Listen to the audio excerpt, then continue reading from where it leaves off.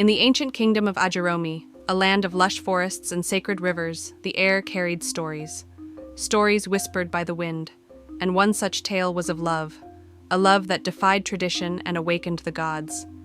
Adesewa, the only daughter of High Chief Olakunle, was the jewel of Ajiromi. Graceful, wise, and beautiful beyond compare, she was courted by nobles and praised by priests. But her heart did not belong to the palace. It belonged to a man the kingdom would never accept. Ifedayo was a humble rainmaker. With chants passed down through generations, he could summon clouds in dry season and make the yam fields flourish. But his bloodline was cursed, descendants of a rebel clan banished long ago. Though loved by the people, he was shunned by the court. Adesewa and Ifedayo's love was quiet and hidden. They met in the groves where no one dared follow. They laughed under the moonlight, made promises near sacred rivers, and carved their names into trees no one dared cut. But secrets in Ajiromi never stayed buried for long.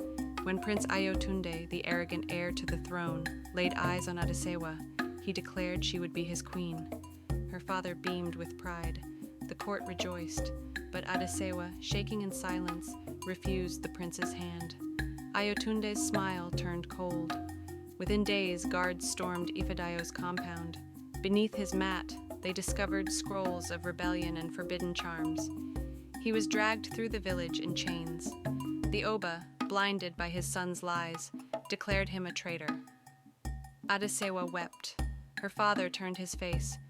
Ifedayo was imprisoned, beaten, humiliated. His only crime, loving the wrong woman. In his cell, surrounded by earth and blood, Ifedayo called on the only power that had ever answered the cries of the broken, Oya, goddess of storms, winds, and change, and she answered. On the first night, the skies grew dark. The wind screamed through the trees.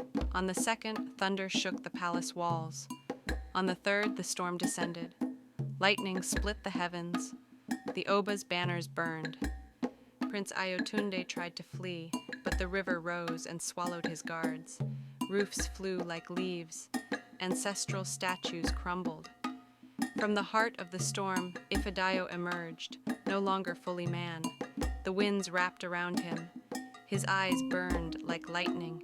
His voice echoed with Oya's wrath. Adesewa ran into the storm to find him, and there he stood, her love transformed into something divine and distant.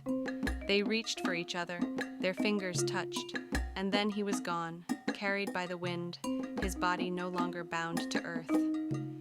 The storm calmed. The sun rose over a broken Ajiromi. From that day forward, Adesewa was never seen weeping again. She took no husband. She wore white and red, the colors of Oya. People say she became the storm's priestess, keeper of the wind's secrets, and guardian of forbidden love.